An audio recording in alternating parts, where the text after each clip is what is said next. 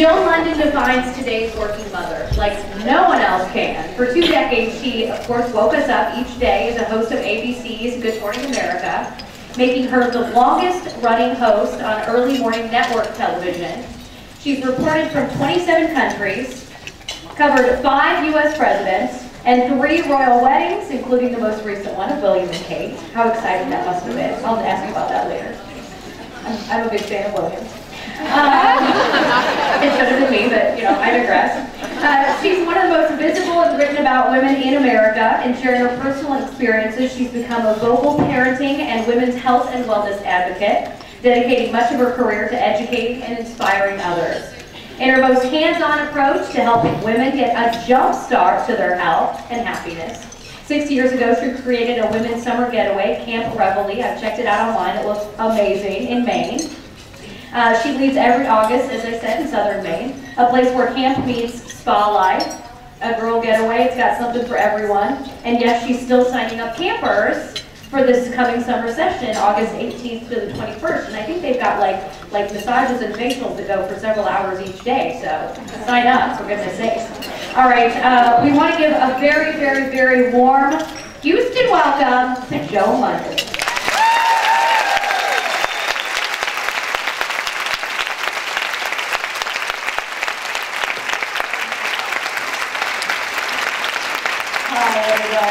It's great to be back in this area. I've been here many, many times. I've been in to do a lot of programs at MD Anderson, the Cancer Center, because I was with the Colon Cancer Alliance. And some of you may have been at last year's Live Well Conference. I think I was in Beaumont last year.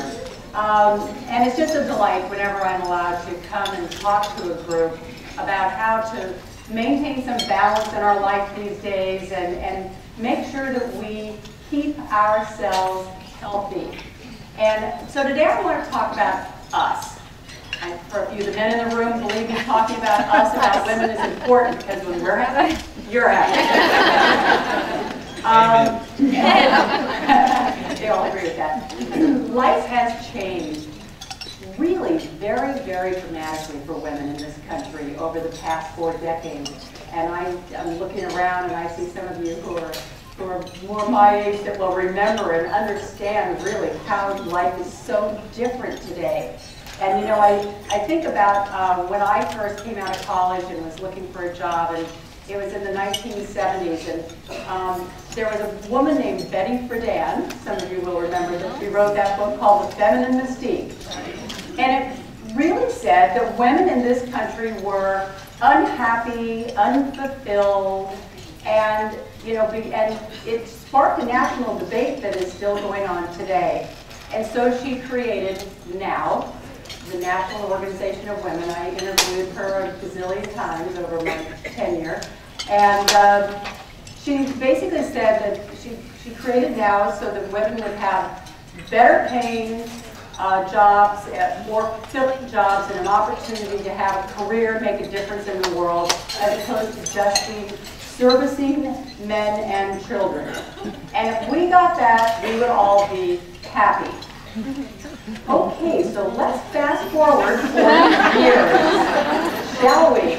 Well, first of all, let's say that look, today over a dozen women are running the governments of large countries. You know, Ireland, New Zealand, Germany, Mozambique, just to name a few.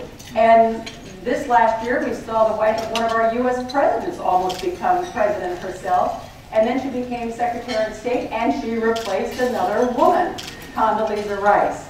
And today, more women are earning college degrees in every single category. And in fact, 4 of the 8 Ivy League universities, Harvard, Brown, Penn, and Princeton, have female presidents. So women have really come a long way. I don't know if the feminists of the 60s would have really thought that in this year that women would actually outnumber men in the workforce. It's about 51, almost 52% now. I think more importantly, the figure I'm always taken by is that 75% of women who have children under the age of 2 hold down jobs outside the house. And that changes everything. On average, we contribute about 40% to our family's annual income. And you know, what happens is that I don't think it's just about the economic contribution, though, that we make anymore. You know, we work because it becomes part of our definition of self. We work to obtain status and power and financial independence and to be stimulated and to have an opportunity to maybe make a difference in this world of ours.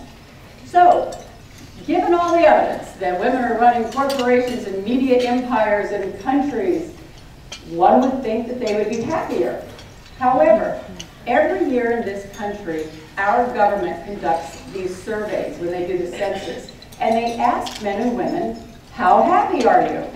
And this is pretty much the most reliable data that we have where we can look at happiness levels from decade to decade.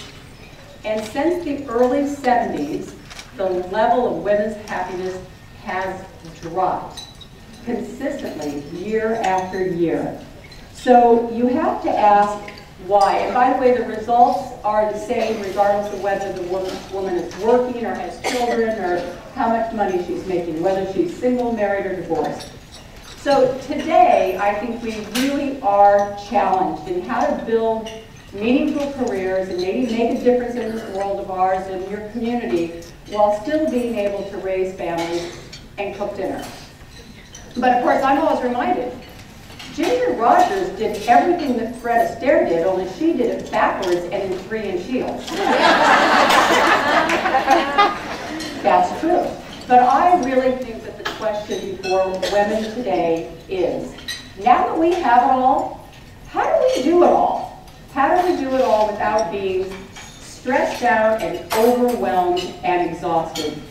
And also, if you look at women today, you know, as a whole, yes, we're better educated. Yes, we have better paying jobs. Most of us are having fewer kids. I know I really screw up that average. And by the way, no matter what you can stand up here and say I did, whether, you know, 20 years on Good Morning America, you know, training with the Navy SEALs, whatever it is, it's always those 7 kids that get me the applause. Every time. But if you look a little bit closer at all the statistics for women today, you also will see that we have less free time, more stress, less sex, and more divorce, and more heart disease. We are less fit and healthy than women were 40 years ago. We are trying to be super mom and super wife, hold down a job outside the home while still cooking, cleaning, chauffeuring, and everything else. So it's not surprising that so many women are, you know, stressed out and unfit and sometimes overweight and sometimes prone to a lot of different diseases. So it's a deadly combination that I think that we really need to address head on in this country. Studies show consistently that women, particularly working mothers, manage their time by reducing their sleep and eliminating their personal time. And I think that in order to stay healthy, we really need to pay attention to our own health and well-being, and we need to take time outs to recharge. But women, I don't think, pay enough attention to their own health and wellness. And look, I'm the first to say that I've been there and I've been out and I've been running around taking care of everybody else in my life and not myself. And that's why I think it's important for all of us to share our stories and share our struggles as well as our successes. I remember the day that I started a juggling act of working and being a mom. Actually, I was a reporter in New York City. I was 20-something. Sitting at my typewriter. That's all it did. You can Google that to see what it looks like. And I got a call, and it was my agent telling me that I had the job at Good Morning America as the host. And about 30 minutes later, I got another call, and it was my gynecologist telling me that I was pregnant with my first child. In 30 minutes, my life had become this mixture of delight and dilemma. And, you know, I wasn't quite sure what they were going to do about that, because I had my eyes on the morning job for quite a while. I'd been filling in for other hosts, and I'm sure that the ABC executives had more than a few discussions about my wonderful baby news. But eventually, I stepped into the role as host of Good Morning America, and then little by little, I would learn about this other new role, that role of working mom. Did you ever hear the joke, there's a Jewish mother and she buys her son 2 ties? So now one night, he's going to go to dinner at her house. He wants to make her happy, so he puts on one of the ties. She opens the door and says, "But you didn't like the other tie?" As a working mom, you always feel like that guy. You always feel like you should be wearing the other tie. And we so often find ourselves saying, can we really do it all? Now, of course, to me, that's kind of a working mommy dilemma that so many women deal with today. I remember when I first started at Good Morning America, there was so much written about how I was bringing my babies to work with me because I was breastfeeding and I was handling it all. Now, I will remember one particular morning on Good Morning America when I had my little daughter Jamie. She came to work with me my first day there at 8 weeks old. And I was interviewing, I don't remember who it was, but some senator about then President Ronald Reagan's trickle-down economic theory. When all of a sudden I experienced inflation and trickle-down in a whole new way. Now, fortunately, I was wearing a silk blouse, nobody saw it, and I went grabbed a blow dryer, and as they say, the show went on. But that's the kind of thing that women have to deal with all the time. And now I'm here to say that I want you to put one more thing into your busy schedule, and that is self-care, and that is fitting your own health into your to-do list, because we're so good at these to-do lists. But we're not so great at putting ourselves on the to-do list. Now, a lot of people always wonder, where the heck does my big interest come from in health? And because a lot of things I do these days. I do a show on Lifetime called Health Corner. I do a show on RLTV called Taking Care, all about family caregiving. I hear a lot of you are dealing with this issue. We're going to be shooting a new season of programming in the fall on the issue. In fact, I was just in LA on Tuesday night. We received a Gracie Award for the show Family Caregiving. I'm working on the next Chicken Soup for the Soul book right now, which is also going to be on family caregiving. So if any of you would like to share your stories of taking care of a family member, please log on to Chicken Soup for the Soul, and then you'll just go on. There's a page that you can click on, and it will explain to you how to submit your story. Or you can just come to my website, joanlondon.com, and share it with me, and I'll take a look at it, see if we can't share it with millions of Americans. But I also work quite closely with different hospitals and large medical organizations, very, very much so with the American Heart Association, American Cancer Society. But it really goes back to this passion to disseminate information to help you make better choices about your life and your lifestyle choices that are going to determine your health and your longevity.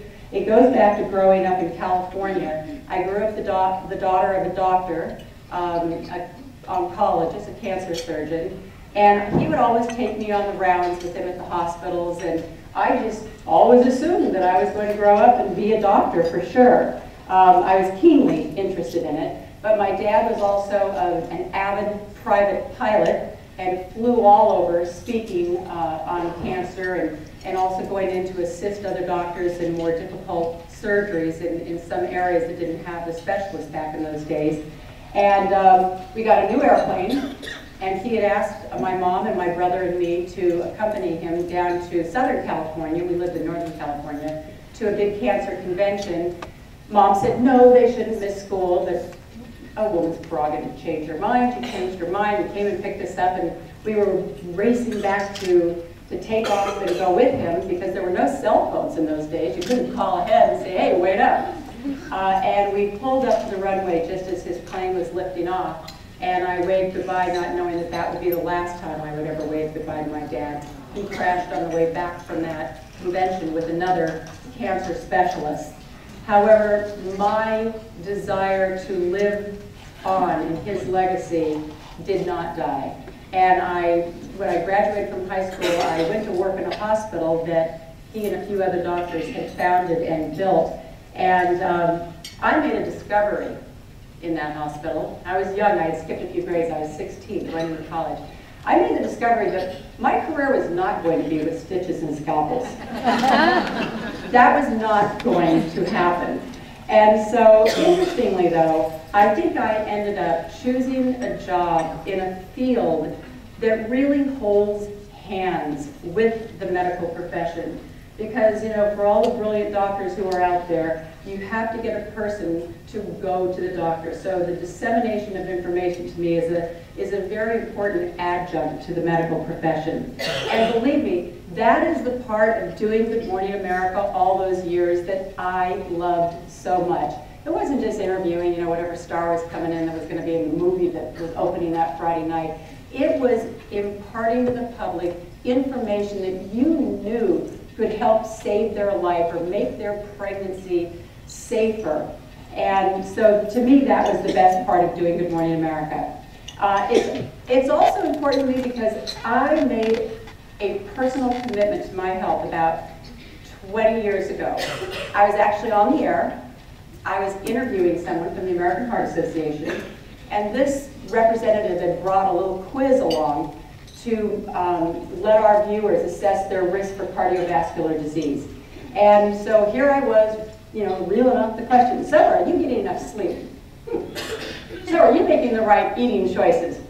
So are you have a fitness program? Like, you know, 4 or 5 questions in, I realized I had completely failed this test.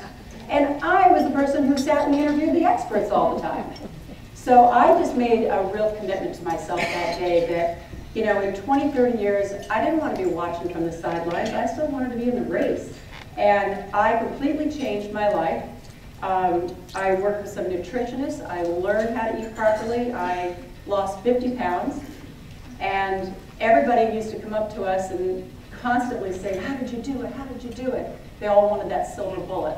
Until finally my daughters, one of which is here with me today, Lindsay, and I remember, I think you said, just write a book already. Tell them the answer, tell them how you did it so they'll stop asking. And so I did, one of my first books. But I think that what we need to have in order to ensure longevity and a long, healthy life is we need to have a game plan. And you need to understand that game plan and take it seriously. So I'm going to share with you today my 6 strategies to do this. And I'm reminded of George Burns. He once said, if I had known I was going to live this long, I would have taken better care of myself. Well, we do have that opportunity. You know, I read the other day that in an article that baby boomers today it is expected that baby boomers are going to spend more years taking care of their parents than they do taking care of their kids. Think about that one. We're all living longer. If we don't start having a game plan for this now, for taking, okay, I'll have to let a few of you recover from that before I can go on, like, oh God. All right, so strategy number 1. Strategy number 1 is to get a game plan. If you want to ensure a long, vibrant life, you have to start investing in your health today. You can be doing the best job in the world, you know, buying stocks and having savings accounts, but if you're not investing in your health today, you may not be around to enjoy all of that. Now, I read an article once that posed a question, and I just think it's a great analogy because it just brings it down to the most simple terms. And it was entitled, why don't we treat our bodies with the same respect that we treat our cars? Now, come with me on this one because it's really true. You're driving down the road. The orange idiot light starts blinking. We all know what that is, right? Service required, service required. What do? And you take that car in so fast because that was expensive. You want that thing to run as long as it can. All right. So now you have this ache and this pain or this rash or this thing that's not right. The orange idiot light That's what it is. And yet what we do is we tend to say, oh, no, we'll just wait and see if maybe it won't go away. So why do we go to the doctor? Maybe it's because we don't want to get any bad news. Maybe it's because we don't want to be told that we have to curtail a bad habit. Maybe it's just because we don't want to take our clothes off and get on the scale. Come on. But we've all heard it before. Prevention is the key to health. Prevention and screenings and checkups, that is the key to staying ahead of this game. And health really is our choice. It's our choice to make sure that we get all of those needed checkups and that we put in good fuel and that we keep the motor humming. But of course that puts a lot of the responsibility back into our hands. But I say I want you to look at that as being empowering, because all the research tells us the same thing. Our health and our longevity is only controlled by heredity 30%. That means 70% up to us. So again, the investment that you make in your health today is absolutely going to determine your longevity and the quality of your life. Now, for years, I used every excuse in the book. You'll love a couple of my rationales. I'm exhausted all the time. And I know exercise is exhausting. So how could I possibly be any more exhausted? So therefore I don't exercise. Or I don't have time. That's one a lot of us use. But the President of the United States makes time for workouts. And he's got a lot more on his plate. Well, maybe not more, but his things are a little more complicated. But little by little, I did change my life, and I took it seriously. And learning about self-care and self-awareness has an amazing impact on your life. And let me tell you, everyone else in your life will also notice. When I'm feeling fit and feeling in charge of my future, I'm a whole lot more fun to be around. My kids will tell you that. So, where do you start to get your game plan? I say you start at strategy number 2, which is know your family history. You have to know your family medical history in order to truly understand your health risks. And I remember being out with my mom one day. I was in my 20s, she was in her 50s, and we were at the hair salon. And the owner of the salon came to me and said, your mom's in my office and she's not feeling so great. And she's making light of it. She said, you guys have all kinds of things to do this afternoon, but I think she should go to the hospital. Well, fortunately, a few other women who were in the salon heard and insisted that she go. And it was a good thing, because she was having a heart attack.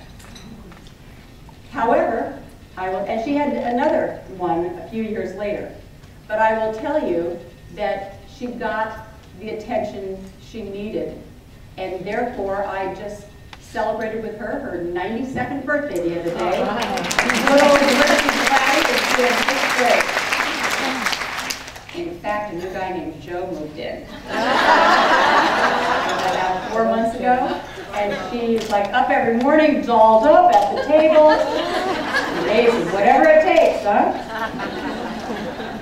But unfortunately, my mom's reluctance to seek medical attention happens to be incredibly common with us, with women. The American Heart Association did a survey, and they asked all the women in the survey, what would you do if someone in a room was experiencing the symptoms of a heart attack? And they said, oh, I would drop what I was doing and I would call 911. I would make sure that they got to the hospital. Then they asked those same women, what would you do if you were experiencing the symptoms of a heart attack? Less than 50% said that they would go to the hospital. Less than 50%. Why? Well, I got to pick the kids up from school, I got to go to the grocery store, I got people coming over. They wouldn't go and get help. Now, this is a real problem. More women die in this country of heart attacks than men. And it's interesting because most people think of heart disease as a man's disease. More women die of heart attacks, and do you know why? Because we don't go for help. That's the reason why. Men go for help. So when you start to wonder why women aren't going for help, there are a couple of things in play, I think. First of all, the symptoms of a heart attack for a woman are less well defined. It's not that Hollywood heart attack that, the big, chest pain. It can be a pain in the chest, but it can also be a much more subtle pain in the jaw or the neck. It can be all of a sudden a feeling of nauseousness. It can be a feeling of being faint. It can be all of a sudden getting very sweaty. It's at this part that I usually have about 50 people say, oh my God, I'm feeling that.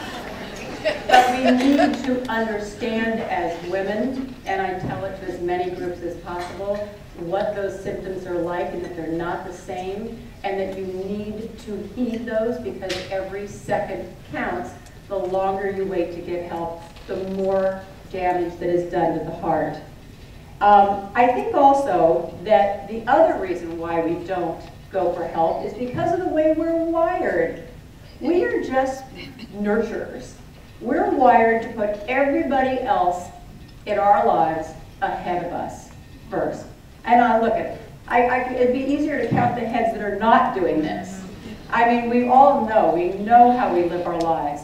And we have to embrace that and understand that and remember that as we listen to our bodies, because we have to remember that that's a wonderful quality of ours, but it can also really be a big detriment to our health when we don't listen to our bodies. So we have to know our risks, and we have to take them seriously. So if you don't know your family medical history, I would ask today that you make a promise to yourself that when you go home, you are going to talk to your mom and your dad, grandparents if you have them, your aunts and your uncles, and you are going to find out the details. Not just that Uncle Bob had colon cancer, but that he had it at 42. Because that will tell you if you need to have a screening earlier. If you have had a father or a brother that had heart disease before the age of 55, or a mother or a sister who had heart disease before the age of 65, then that means that that is a risk factor of yours. And you need to talk to your family members and find out the answers to these questions. I know that I have had a very hard time finding out some of this information because I waited too long, and my mom also has a little bit of the early signs of dementia, and all of her doctors are dead. All of you know she's 92. There's nowhere to go to ask questions. Ask the questions while you can still get the answers. And then I urge everyone to create a PHR. It's a personal health record.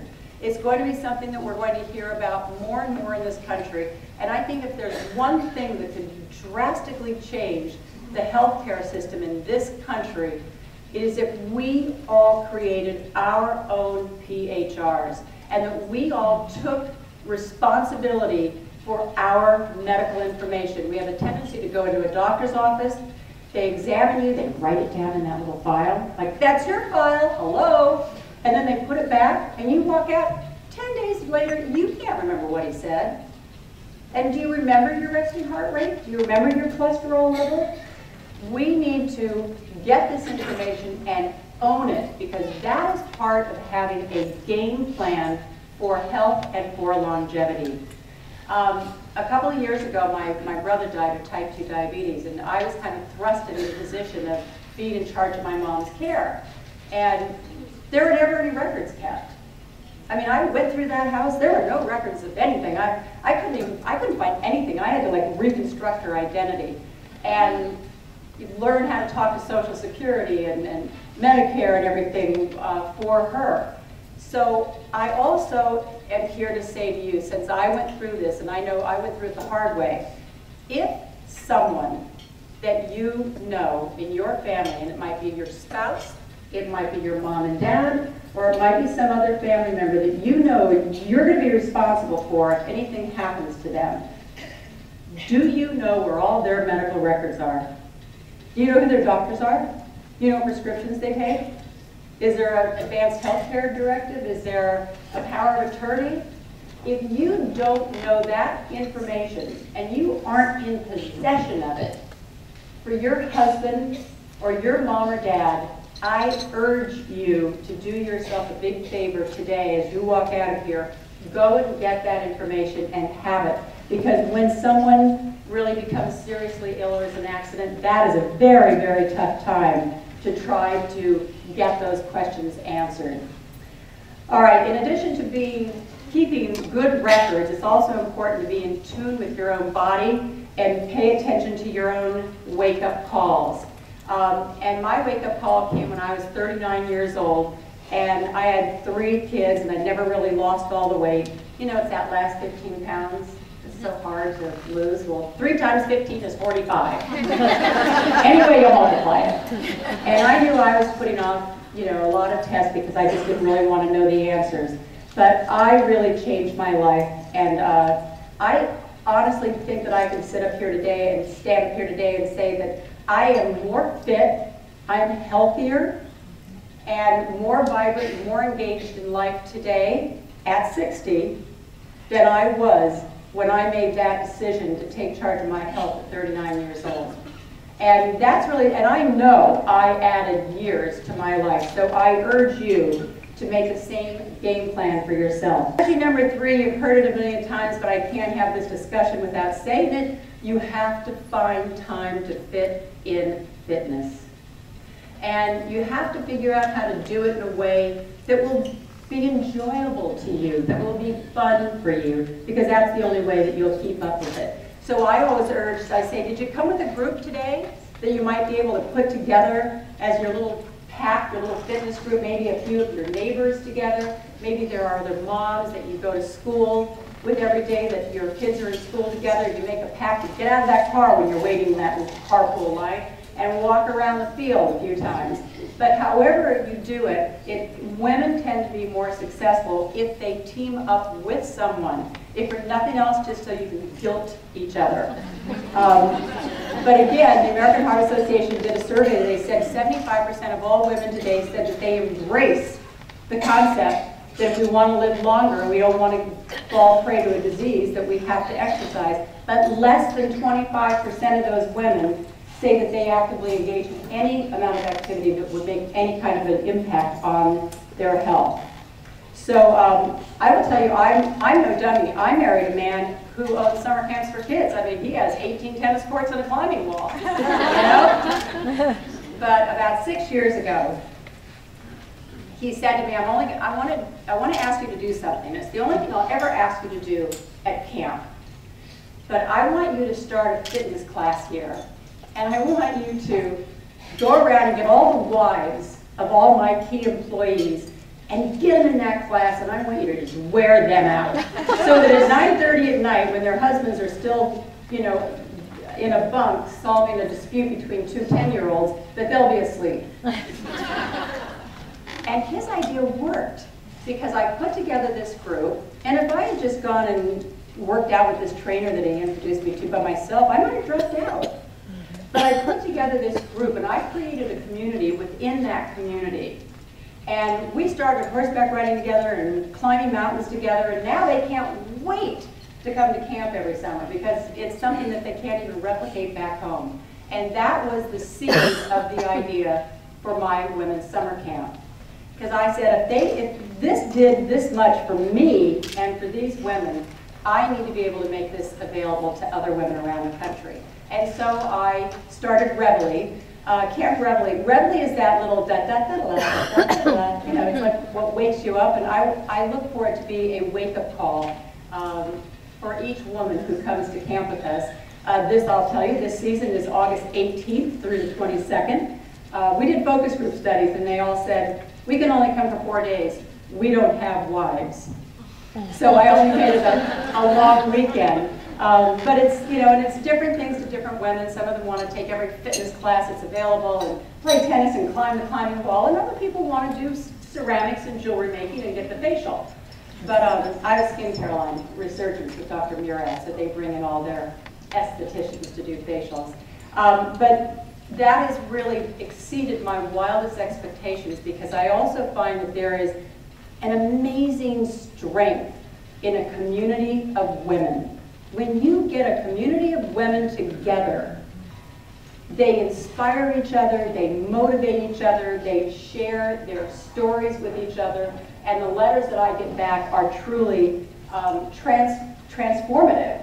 So I think that it's important now and then that we have an opportunity to remind each other and ourselves of the strengths and the abilities and the talents that we have to take back to our individual communities and to our families. And by the way, I'm told that if anybody wants any more information about Revelry, the projects I'm working on, we will have an email exchange and people can ask questions. So the other thing I just find that these women always leave with a wonderful new attitude about life. And to me, a huge part of health is attitude. And I say my strategy number 4 is never underestimate the power of a positive attitude. You know, I'm always asked, always, what was the hardest part of doing 20 years on Good Morning America? You know, everybody thinks I'm going to say, I'm getting up at 3. I really think, I mean, I could say interviewing politicians who were testy and didn't want to answer, or rock stars who were stoned and couldn't answer. But I truly will tell you that to me, my biggest challenge was to make sure that no matter what was going on in my life, that every morning at 7 a.m., I opened that show with a positive attitude, with a vibrance, with a vitality, with an energy and an exuberance for the day. Because I knew that that would be the first thing that would affect you even before the news that I had to deliver that day. So I've been this like guru of positive thinking forever. My kids call me Bazooka Joan, because I've always got my little positive phrases. But when my daughter Lindsay actually was maybe, I don't know, 11 or so, she came home and she said, "You would have loved the speaker we had today at school. He was a motivational, inspirational speaker, and he told us about a study that was done about a positive attitude." So here's how the study goes. I've never forgotten the story. A group of scientists decided they were going to try an experiment to see if they could turn a complete pessimist into an optimist, and then a complete optimist into a pessimist. So they went to a grade school, and they found a little girl who could find only the good in everything. It's going to rain. That's okay. It'll make the flowers grow. And then they found a little boy who just saw the good in nothing. A beautiful sunshiny day would make him say, "I'm just going to be hot and sweaty." So they took these two little kids back to their labs, and they put them into 2 different rooms. They put the little boy into a room with toys and trucks and video games, everything that a little boy could possibly want to play with. And then they took the little girl, and they put her into a room with nothing but horse manure. So an hour later, they went back and checked on the little boy. There he was, right in the middle of the room, arms folded. They said, "What's wrong?" He said, "Well, I knew I wouldn't have time to play with everything, so I didn't play with anything." Then they went back in and they looked for the little girl, and she was diving into the horse manure and jumping up out of the horse manure. And when she jumped out with this big smile on her face, they said, "What's going on?" And she said, "With all this evidence, there's got to be a pony in here somewhere." I love that story. But truly, truly, a positive attitude, it has such a tremendous impact on other people. If you're walking into a school, into a classroom, if you're a teacher, into a business meeting, you know, with your family at night, a positive attitude has an amazing impact. But even more importantly, it has an amazing impact on you and your ability to stay happy and vibrant in life. The most important opinion you can have is the opinion you have of yourself. And the most important things you say all day long are the things you say to yourself. So it's terribly important to have a good attitude. They say that people with a good attitude, even as patients, always have a better immune system, fewer ulcers, better blood pressure, and go through life with, you know, more laughter and less stress. Now, I know that sometimes it can be hard for women to have a positive attitude when it seems like you're the only one in the house that knows how to change a roll of toilet paper. However, That is what takes me to strategy number 5. Listen up, ladies. Learn to ask for help. We can't do it all ourselves, not with the current reality of working outside the home and trying to raise children. In my next life, I want to be a man. Men really know how to ask for help. They ask for help all the time. We need to become better at that. We think everybody else that they're mind readers, but they're not. So I say it's terribly important that as a woman you have to have this conversation with your husband and with your children about what it really takes to run a house and find some equitable distribution of tasks in the house. Because if you just always do it yourself and you never have that discussion, you're always going to be overwhelmed and exhausted, and they're always just going to think you are one crabby lunatic. Now, part of the reason too, let's all be honest here, is because you think nobody else can make that bed as good as you, right? Right, everybody raise their right hand. All right, hands up. Repeat after me. It doesn't matter how the bed is made. As long as it's made. It doesn't matter how the dishwasher's loaded. As long as it's loaded. Okay, embrace that, live it, breathe it, own it.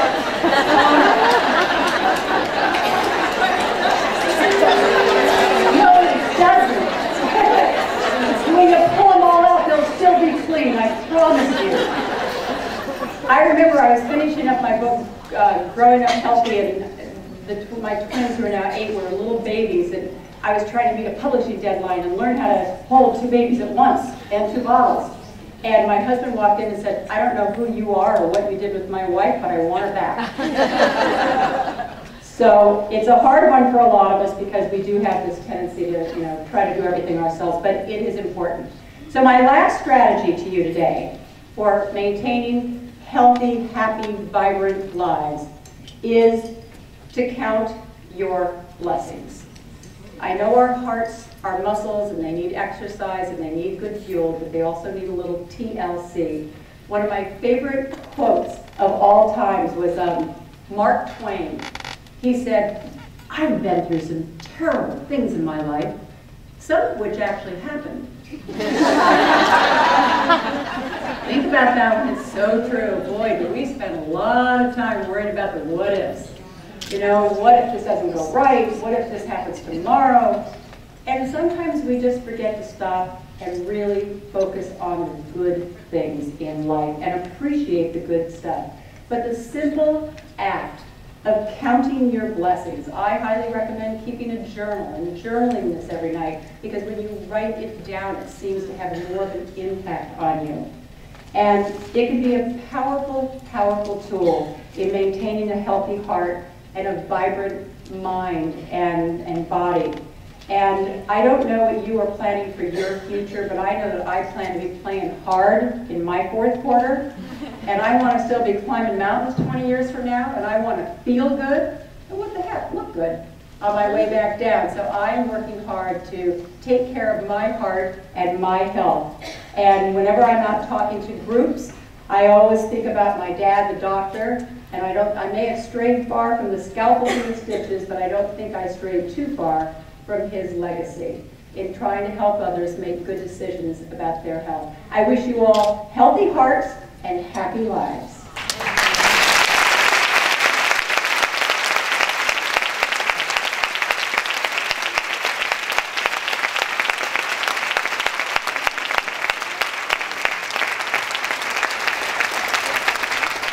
And that's why she's an inspiration. Yes.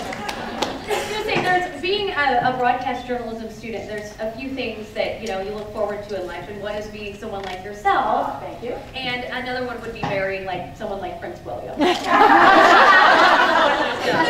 got a pretty good one, second time around. But let me just tell you, if you're ever wondering about life, is that when I was 29, how old are you? 29? 29. And you just I don't look at you over 21. And you just decided not to marry that one. Yes. At 29, I got married, and I married a guy who was 39. I had 3 great girls, but it didn't work out, and I got divorced. 20 years later, when I was 49, I got married again, And again, I married a guy who was 39.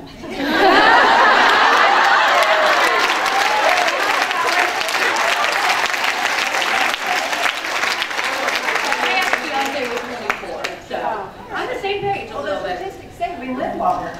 If we date the younger men. No, that we live longer statistically. So it Oh, right, yes, of course. So we are I totally know what's going on. So, since you love healthy food, Joan, what is your favorite healthy snack to eat? Ooh, favorite healthy snack? Do we have one microphone? That Really works? favorite healthy snack would probably be when I come in and I'm just famished and I know one thing I can go for.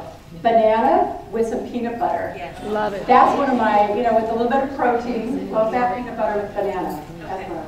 And I have, I'm allergic to the 8 great trees of the Northeast, so I never knew this growing up, but when I moved to New York, and which is why even down here you have tree pollen, so my eyes are like, but I can't eat some of the things that are the best for you, like apples.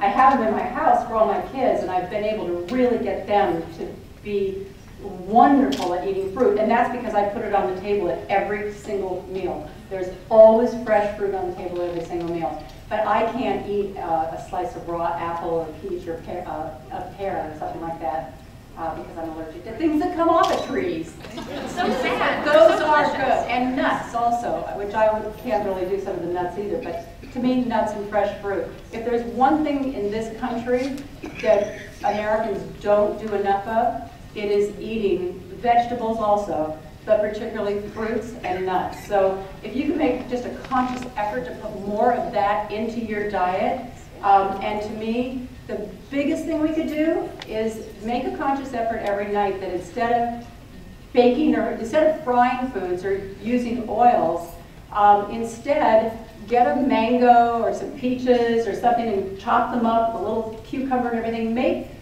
Give yourself your flavor in different kinds of salsas and things or rubs as opposed to doing it with frying and using oil. You can just cut out some of the fats and saturated fats in your life along with a lot of the processed boxed snacks. You'll be a lot healthier. All right, I have to know also, because I know in this business, as in many others, there are some very critical people and people that say very mean things. And again, that happens at work too all the time, right? So how do you deal with the negativity? Because you were at such a high level and had lots of things coming at you at once and a lot riding on your performance. So how did you deal with that? Yeah, I definitely dealt with the tabloids. I never realized anybody would really care about who I would ever date if I got divorced, but boy, I sure got turned around on that one. But I had to deal with the 4, 5, 6 years of real tabloid exploitation. But when you're in the public eye, I used to say, did I sign a piece of paper somewhere that said that nothing I ever do is private again? But I think it's gotten worse now. I think it's really out of control. If there was ever anything that I could ever do to try to advocate a change for that, I would get on that bandwagon because it really is a tough one. But I think it's also hard, quite honestly, for young people today, because I think that young people are almost taking it to another level. They're putting everything about their life out there on Facebook. And once you have it out there, you can't take it back. And I mean, I just read an article coming down on the plane yesterday of an account of a woman who had a friendship breakup because of things that were put out on Facebook. But I think it's been kind of like this big tsunami that has come our way that started with the tabloids saying we need to know everything about your life and we can. And then it kind of seeped into the general media and newspapers and became pervasive in some traditional news shows, and now it's really taking its root, I think, in the exchange of every piece of information about your life with young people. And I personally am quite concerned about where that will take us to, because I think some of the privacy that everybody assumed they would have in their families 40, 50 years ago, that what happened in your house would stay in your house. I think a lot of people yearn for that, and there was a great safety in that I think we've lost in today's world. Good answer. Wow. Okay. And then I guess finally, what was I going to ask you finally here? I'm going to ask you what you, I keep answering so many questions during, what do you have going on next? Everybody wants to know what you're doing next. So many projects. It's great because people will see me and they'll say, are you enjoying retirement? And it's because they don't see me every morning on Good Morning America. They realize I'm doing 18 other projects. I started a line of home goods called Joan London Home. We launched on QVC last year. We launched bedding, and then we launched throws and pillows. I'm bringing, once again with my health advocacy, I am bringing a new line of healthy cookware on the market called Twist by Joan London. We launched September 7th. I leave on Tuesday for China, for Shenzhen, to go over to the factories where we are manufacturing so I can really see it and know everything about it. But it is a new alternative because I know you all want non-stick cookware, but if you have Teflon pans, I can say it in a private setting, go home and throw them away because they heat to a certain level and then they start coming apart and you are ingesting that in the food you are eating. We learned 26 years ago that Teflon was bad for us, and it's taken this long for people, for the industry to catch up. So I'm really proud to be associated with the company, the cookware company, who is bringing in this new healthy cookware. And along with that, we're bringing in all kinds of new kitchen appliances. And so it's a whole new career of mine. And we are first on QVC, we gave them an exclusive, and then we're moving into retail probably next spring. So that's one huge project that I work on. And of course, Reveille, which I hope I have some Texas women with me this year. We had some women who came last year from the Live Well conference. So you gotta come and join the party this year. I have a skincare line called Resurgence, which I quite love, and that's by Dr. Howard Murad. And I do programming for different networks. You may remember Hometown Heroes for DirecTV, Health Corner on Lifetime. I'm just doing this one right now called Taking Care. I came across my desk and I said, I have to do this. It's on family caregiving. And I'm facing the challenges of taking care of my mom, and I see what they are. And then as I learned more about it and realized that there are 45 million Americans struggling with the challenges of caring for someone that they love, I jumped on board to do that project. So busy. Well, let's give Joan a big round of applause.